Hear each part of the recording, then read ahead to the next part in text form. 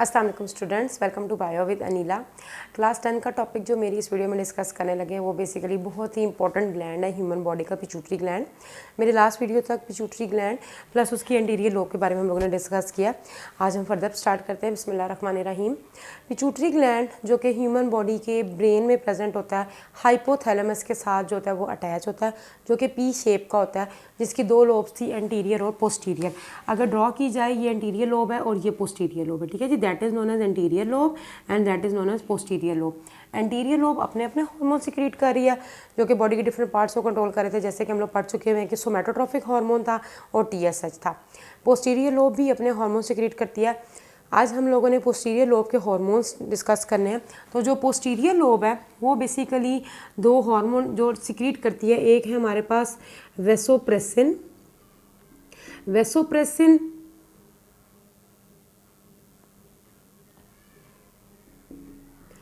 जिसका दूसरा नाम है anti diuretic hormone. Anti diuretic hormone जिसकी एब्रीवेशन दो हैं बेसिकली बेटा। आपकी बुक में सिंपली एडीएच मेंशन है, मगर हम लोगों ने जो पढ़ी थी वो एडीयूएच पढ़ी थी, एंटी डाययूरेटिक हार्मोन। एडीएच भी पढ़ सकते हैं, एंटी डाययूरेटिक हार्मोन या वेसोप्रेसिन। पोस्टीरियर लोब ने जो पहला हार्मोन सिक्रीट किया that is known as vasopressin, जिसका सेकंड नेम है एंटी डाययूरेटिक हार्मोन, जिसकी एब्रीवेशन है एडीएच या एडीयूएच। जो दूसरा है जिसको फीमेल हार्मोन भी कहा जाता है that is known as oxytocin. Oxytocin का दूसरा नाम जो है इसको फीमेल हार्मोन भी कहा जाता है, क्योंकि ये वो हार्मोन है जो कि फीमेल्स के अंदर ही प्रेजेंट होता है। दोनों डिस्कस करते हैं हम लोग। वेसोप्रेसिन या एंटी डाययूरेटिक। एंटी डाययूरेटिक आपको क्या लग रहा है? एंटी का मतलब होता है ऑपोजिट या अगेंस्ट। इसका ये मतलब है कि यूरेटिक मीन यूरिन से निकला कि ह्यूमन बॉडी जो वेस्ट एक्सक्रीट आउट होता है लिक्विड फॉर्म में। इसका मतलब है कि जब ये हार्मोन ज़्यादा होगा तो यूरिन की जो क्वांटिटी है वो कम हो जाएगी, ठीक है। इससे याद रखिए एंटी डाययूरेटिक, ये इसका बेसिकली मतलब है। पहले हम लोग वेसोप्रेसिन का फंक्शन ही डिस्कस करते हैं।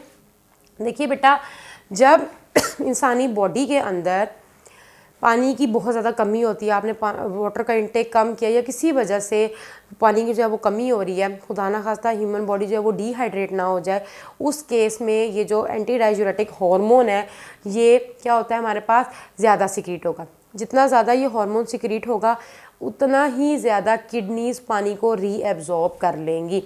10th क्लास में हम लोग किडनी का चैप्टर पढ़ चुके हुए हैं, जब हम लोगों ने ऑस्मो रेगुलेशन पढ़ा था कि दो कंडीशंस होती हैं, या तो एक्सेस ऑफ वाटर होता है या डेफिशिएंसी ऑफ वाटर होता है, कि जब पहले ही जिस्म में पानी की कमी है तो ऐसा ना हो कि जो पानी मौजूद है वो बाहर चला जाए, किडनीज उसको बाहर नहीं जाने देती, उसको रीएब्जॉर्ब कर लेती हैं।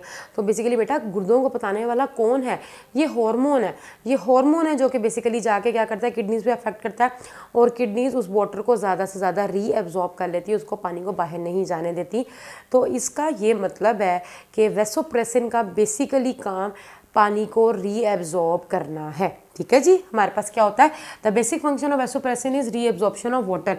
हमारे पास क्या होता है बेसिकली बेटा कि जिस टाइम पे बॉडी के अंदर जो होता है वो डेफिशिएंसी होती है, पानी की शदीद कमी होती है, तो ये जो एडीयूएच है या एडीएच जो है ये ज़्यादा जो होता है वो ये इंक्रीज़ हो जाती है इसकी सिक्रीशन, जिसकी वजह से मोर रीएब्जॉर्प्शन होती है। मोर रीएब्जॉर्प्शन का मतलब होता है कि कम ज़्यादा पानी जो होता है वो रीएब्जॉर्ब होता है और बॉडी से लेस एक्सक्रीशन हो रही होती है। पानी जो होता है वो कम बॉडी से जो होता है वो एक्सक्रीट आउट हो रहा है, क्योंकि पहले ही पानी की कमी है। अगर पानी बाहर चला गया तो इंसान की डेथ भी वाक़या हो सकती है। इसलिए एंटी डाययूरेटिक हार्मोन ज़्यादा रिलीज़ होता है ताकि ज़्यादा से ज़्यादा पानी जो है वो रीएब्जॉर्ब करे कौन? किडनीज़, और लेस एक्सक्रीशन हो, या जो इस केस में बेशक अगर एक्सक्रीशन होती भी है तो जो यूरिन होता है वो कंसनट्रेटेड होता है। कंसनट्रेटेड का मतलब होता है जिसमें पानी कम है और बाकी जो वेस्ट वगैरह वो ज़्यादा होते हैं, ठीक है जी। येलो कलर का यूरिन कहते हैं ना जी कि गर्मी हो रही है या कोई वजह हो रही है, पानी की कमी हो रही है। जब आप कभी यूरिन की कंसिस्टेंसी को ही देख लो तो पता चल जाता है कि अगर यूरिन बहुत ज़्यादा पेल या येलो आ रहा है, इसका ये मतलब है कि आपकी बॉडी में पानी की कमी हो रही है। बॉडी ने अपना काम तो करना है, जिस्म ने तो अपने पानी की हिफाजत करनी है, तो उस केस में जो है वो कंसनट्रेटेड यूरिन आ जाता है जिसमें वेस्ट ज़्यादा होते हैं और वाटर की कंसनट्रेशन कम होती है।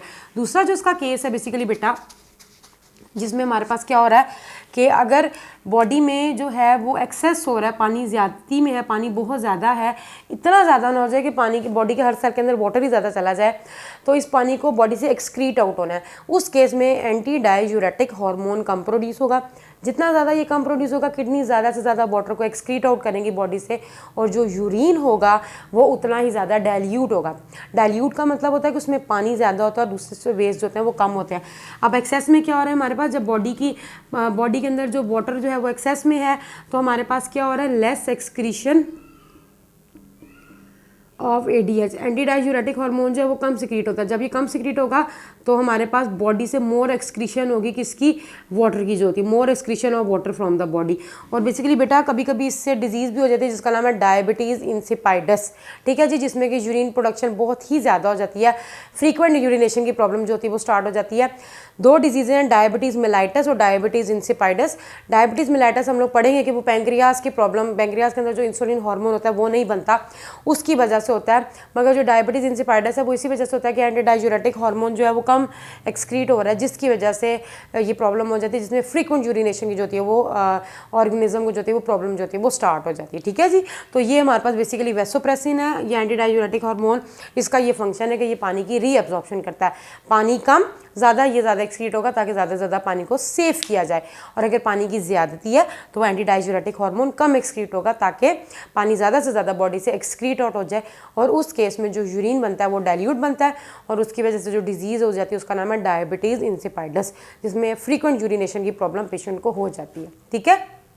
उसके बाद आप लोगों ने गर्मियों में भी देखा होगा जब स्वेटिंग होती है, पसीना बहुत ज़्यादा आता है।